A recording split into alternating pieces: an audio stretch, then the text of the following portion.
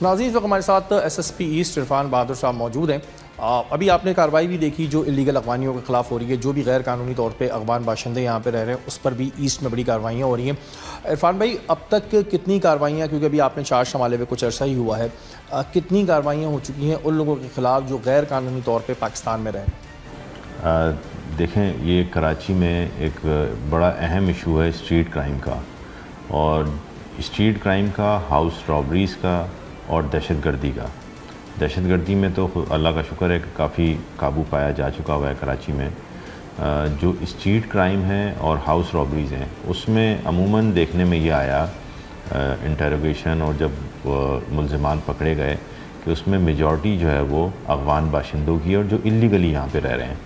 तो फिर हमने ये डिसाइड किया कि यहाँ पे जितनी भी यहाँ पे हमारे पास कच्ची आबादियाँ हैं, ख़ास तौर पे जहाँ पे हाइड आउट हो सकते हैं बाशिंदों के जो इल्लीगली यहाँ पे रह रहे हैं, इसमें सिर्फ अफ़गानी नहीं है, इसमें बाकी भी जो बर्मीज़ हैं, इसमें बंगालीज़ हैं, जितने भी हमारे पास इल्लीगल यहाँ पे रह रहे हैं लोग, उन तमाम के ख़िलाफ़ जो है वो हमने एक मरबूत किस्म की कार्रवाई की है, जिसमें 300 से ज़ायद लोगों को हमने गिरफ़्तार किया है और फ़ॉरेन एक्ट में उनके ख़िलाफ़ FIR दर्ज की गई है और उनको अदालतों को सुपुर्द किया है। अच्छा इरफान भाई, जैसा कि आपने बताया कि स्ट्रीट क्राइम और इन चीज़ों में ज़्यादातर जो गैर कानूनी तौर पे अफ़गान बाशिंदे हैं उनका हाथ होता है।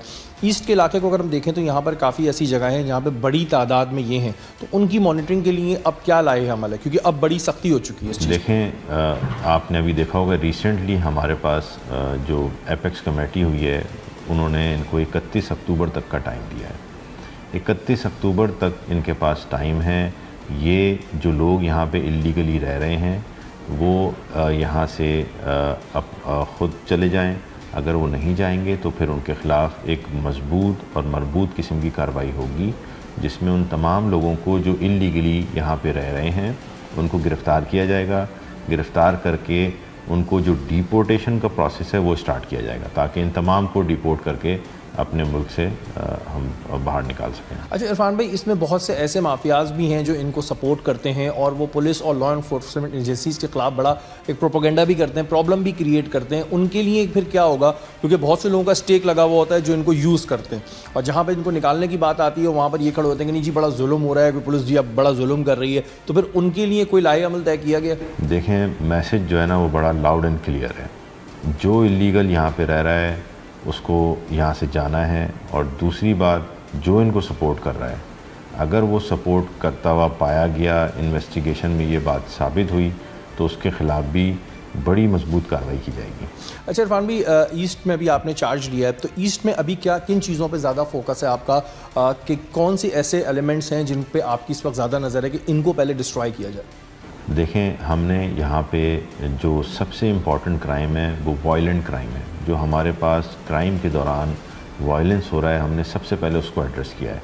आप देख रहे होंगे पिछले 2 हफ्ते से कंटिन्यूसली डिस्ट्रिक्ट ईस्ट के अंदर कोई 30 से ज़ायद पुलिस मुकाबले हो चुके हैं, जिसमें मुल्ज़िमान जो है वो गिरफ़्तार हुए हैं, ज़ख्मी हालत में भी गिरफ़्तार हुए हैं। कुछ मुल्ज़िमान उसमें से पुलिस मुकाबलों के दौरान हलाक भी हुए हैं। ये वो तमाम लोग हैं जिनके साथ हमारे लाइव एनकाउंटर्स हुए हैं।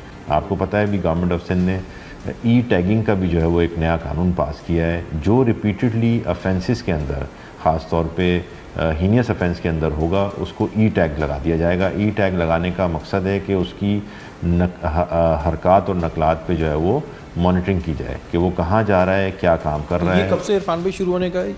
ये इसी साल इंशाल्लाह उम्मीद है कि ये शुरू हो जाएगा। अभी इस लास्टली ये अप्रूव हुआ था। टैगिंग उन तमाम लोगों, उन तमाम मुल्ज़िमान के लिए जो रिपीटेडली मुख्तलिफ ऑफेंसेस के अंदर जेल जाते रहते हैं और फिर बेलों पे बाहर आ जाते हैं, तो उनके ख़िलाफ़ भी कार्रवाई की जाएगी। मगर उससे ज़्यादा इम्पॉर्टेंट ये है कि इन तमाम लोगों की एक फ़ाइल जो है वो पर्सनल फ़ाइल जो है वो बन जाएगी थाने के अंदर, और थानेदार का काम है कि इनको हर 2 हफ्ते के बाद बुलाएगा, उनकी जितनी भी एक्टिविटीज़ है उनको मॉनिटर करेगा, उनको डिजिटल मॉनिटर भी करेगा, टेक्निकल मॉनिटर भी करेगा, और जो आई विटनेसेस हैं, जो उनके विटनेसेस होंगे, उनके थ्रू भी वो मॉनिटर करेगा, ताकि ऐसे लोग जो मुतवातिर मुस्तकिल जराइम में मुलव्वस हैं उनको जो है वो हम मॉनिटर कर सकें। अच्छा इरफान भाई, एक प्रॉब्लम और अभी हमने देखी इसके सैराब गोट पुलिस ने बड़ी अच्छी कार्रवाई करते हुए एक लड़के को पकड़ा, चाहे उसकी उम्र कम थी और वो था अफगान बाशिंदा, इलीगली तौर पर पाकिस्तान में रह रहा था और मोबाइल छीन रहा था। लेकिन जब आवाम आती है तो वो FIR कराने से ज़रा सी गुरेज करती है।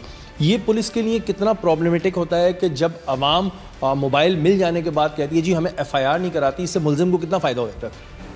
देखें, ये एक ऐसा प्रोसेस है जो कई सालों से यहाँ पे चल रहा है कराची के अंदर। ख़ास तौर पे आम लोग, मैं ख़ुद भी कराची का रहने वाला हूँ, आम लोग अवॉइड करते हैं क्राइम को रजिस्टर्ड कराने में, थाने में अवॉइड करते हैं। उसके सॉल्यूशंस कराची पुलिस मुख्तलिफ अदवार में देती रही है। इस दौर में भी हमने जो डिजिटल दौर है, AI का दौर है, हमने एक डिजिटल सोल्यूशन दिया है। कराची पुलिस ने डिजिटल सोल्यूशन दिया है। तमाम SSPs ने, एडिशनल IG कराची ने, DIGs ने अपने अपने एक डिजिटल फोरम जो है ना वो अनाउंस किए हैं और उसमें आपको जो आवाम है उसको ये सहूलत दी गई है कि वो जो भी क्राइम वो होते हुए देख रहे हैं, एक या उनके करीबो जवार में कोई क्रिमिनल्स एक्टिविटीज़ हो रही हैं उसके बारे में, या उनके साथ अगर कोई क्राइम हुआ है, आप उस डिजिटल फोरम पे, व्हाट्सएप पे, इंस्टाग्राम पे, फेसबुक पेजेस पे आप वो क्राइम रिपोर्ट करें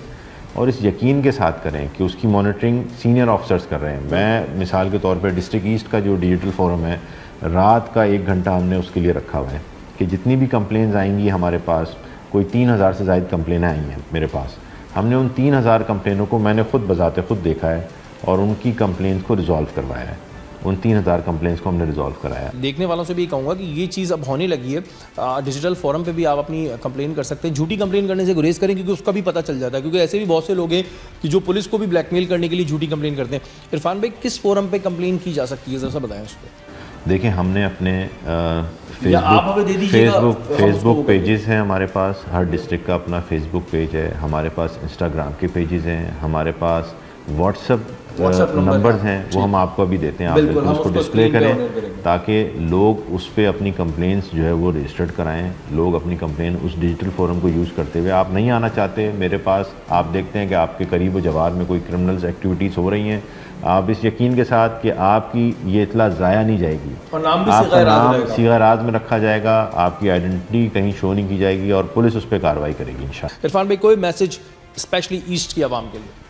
मैं ईस्ट की आवाम को ये यकीन दिलाता हूँ कि देखें, हमारे जितने भी यहाँ पे पुलिस ऑफिसर्स हैं, जितने भी हमारे थाने हैं, मैं उन तमाम की तरफ से आपको ये यकीन दिलाता हूँ कि आप इस यकीन के साथ अपनी पुलिस को अपना मददगार समझें और इस यकीन के साथ आएँ कि मैं पुलिस के पास जाऊँगा और अपना मसला बयान करूँगा और वो मेरा मसला हल होगा। रिपोर्ट करें प्लीज़, आप रिपोर्ट करेंगे आपका मसला हल होगा, इस यकीन के साथ कि आप रिपोर्ट कर रहे हैं, आपका मसला हल नहीं अगर पुलिस कर रही जिसके साथ क्राइम हुआ है तो उसको सज़ा देना मेरा काम है। इंशाल्लाह उसको नौकरी में नहीं रहने देंगे। बिल्कुल जी, ट्रस्ट करने की बहुत ज़रूरत है और अब इस ब्रिज को हमें ख़त्म करना होगा कि जी पुलिस और आवाम के बीच में एक ब्रिज है, काफ़ी टाइम से हम कर रहे हैं, काफ़ी हद तक ख़त्म भी हो चुका है, लोगों को अवेयरनेस आ चुकी है, लेकिन अभी भी जिन लोगों को ये लगता है कि जी उनकी कंप्लेन थाने की सतह पर नहीं सुनी जा रही, तो आप ऐसे फोरम्स का इस्तेमाल करें।